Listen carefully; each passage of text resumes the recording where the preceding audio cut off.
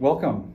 This video is going to be an introductory class, if you will, 5 to probably 7 minutes here. I'm just going to go through the all-in-one application package. So if you are someone who is looking at putting these in place for your clients or taking advantage yourself, hopefully this will give you some insight on what we're looking for in completing the application. Okay, so you've received the package electronically from me. I'll just start with page 1 here. That we have lots of personal details, and the key thing here is really to make sure that we're being thorough when we're asking for identification, date of birth. Social insurance number is going to be optional, as it is with the Canada Life mortgage application. This being offered through Solutions Banking, still under the same guidelines. Social insurance number, no longer can you actually request that somebody provide that. They have to do it voluntarily. And mailing address, we're always looking for 3 years, same as employment. So these are things that if you get, it's fantastic. If not, we're gonna have to go and ask the clients ourselves. So you just wanna manage that back and forth because everybody's got a clock. I wanna be cognizant of the time that we spend in getting the details and the inconvenience, obviously.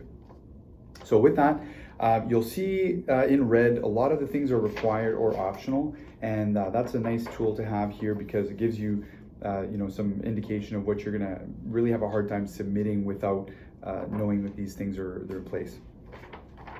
Okay, so with that, the big thing is just making sure that you tick the boxes. We've got gender, language, the marital status. Those are things that are very important as we proceed. Okay, so moving on to page 2, we've got the balance sheet. So when we're looking to establish a net worth number, these are things that are going to be important. So you'll have the bank accounts, the investments, if they have real estate, vehicles, very easily accessible here. All you have to do is just indicate whose it is. If we've got 2 spouses, we want to know if somebody owns that car in particular and vice versa. And then for your liabilities, the good news is I work with my sales and support associate, Andre. He's fantastic at getting the liabilities pulled from the credit bureau onto the sheet, so you don't have to worry about that. Unless they have mortgages, those won't show. So if you have a client with multiple properties, we're going to want to know what the mortgages are outstanding on that property, what the property taxes are. We'll need a statement proving it. And then finally, if they have mortgage statements, those are going to be very useful. Very likely that we'll need to see them at some point. Okay, so that's the net worth. Nothing really there besides maybe the registered investments. Just keep in mind, we're only going to use about 70% here at Solutions.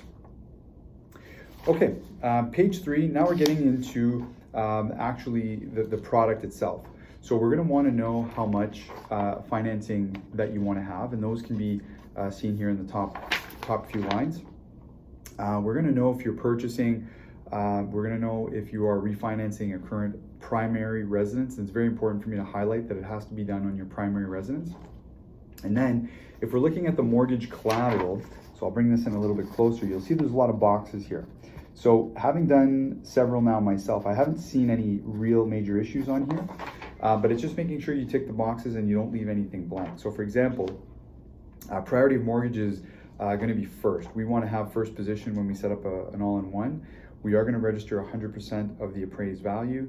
The occupying owner should be yes in a lot of cases, and so forth.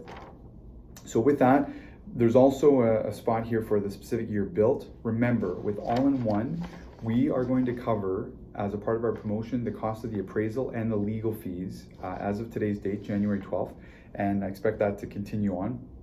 It's been in place for about a year. So some of these things will help set up the stage for the appraisal as we determine that market value that we'll use to base our decision on. Okay, and finally, you'll see some of those details here for the property just below. Okay, so one of the spots that I've seen missed a few times are just the initials right here. So we don't have that on the other application. You want to make sure that you get the initials for both clients on there. And then you're ticking if it's a third-party request. So are they in fact doing the all-in-one for themselves or for somebody else's benefit? We want to know. All right, and now we're at the signatures. So this part is going to be the acknowledgement. So what we represent on 4 pages at Canada Life, there's essentially just a blurb here, and that will explain the disclosure on what we're doing with the credit bureau.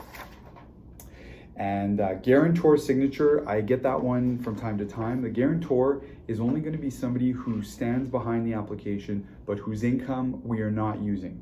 So why would this be the case? Let's say we had a young client with possibly good income, but very modest credit history. We'll want to have somebody who's maybe more established stand behind them. And here, we're going to ask them to sign as the guarantor. But I can elaborate more over the phone on that one.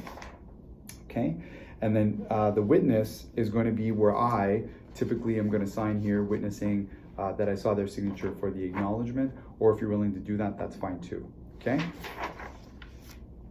Now we come into the pricing components of the all-in-one. So the first one here is going to be the primary line of credit. Good news, I'm generally able to get a little bit below the prime plus a half that is typically advertised. So we're looking at getting them the understanding of what they're going to be signing up for. And that's the primary line of credit, which is going to be a very ongoing borrowing facility. Okay, and then the banking services just below it. We want to make sure that they understand that there's going to be full online coverage. They get the telephone banking, they get their bank card set up, so forth. Okay, and we're going to want 2 signatures on here. Okay, and moving to the rest of the application, which are pages 6, 7, 8, and 9. This is where you have the functionality of the all-in-one, in that you have different sub-accounts that can be set up, whether they're term loans or they're variable revolving lines. This is where it gets done, and you just indicate what you'd like to have. Okay, so with term loans, the rates can be provided. I usually will send those out on an ongoing basis. And then for each one of these sub-accounts, we do need them to sign. That's the big thing, is make sure they're signing each one of those documents. And then in the back here, we have the disclosure, terms and conditions, definitely something to read if you get a chance.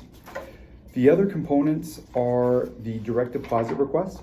Okay, so this is a form where they're going to want to provide their bank account details. So this is the equivalent of the void check on our Canada Life form. Everything gets filled out here and the clients will sign. We've got the payout authorization secured if we're going to be paying out debt at another institution in an effort to bring this over. So that's example, we're paying out a credit union to have the all-in-one set up here. This is going to be required. Hey, what if you've got credit cards or you've got personal loans that you'd like to pay out because you've built up some home equity? We can do that too. It's going to be on the unsecured debt authorization that we'll have on here. We're going to want some statements that will just dictate how some of these things get paid out. Okay, so there you go. Those are the additional forms. And as I just recap here, it's very important to mention the promotion that is ongoing with Solutions Banking for the all-in-one. So it's up to $1,500. We'll pay your legal fees and the appraisal as long as the advance is $75,000. So in a lot of cases, clients will have that a minimum amount, and then when we get this all done for them, they're going in with a very flexible, productive situation that can save them money over time. And it's just applying the payroll deposit directly against the debt versus the traditional mortgage. Okay, so with that, let's have a chat if you'd like to know more about the all-in-one.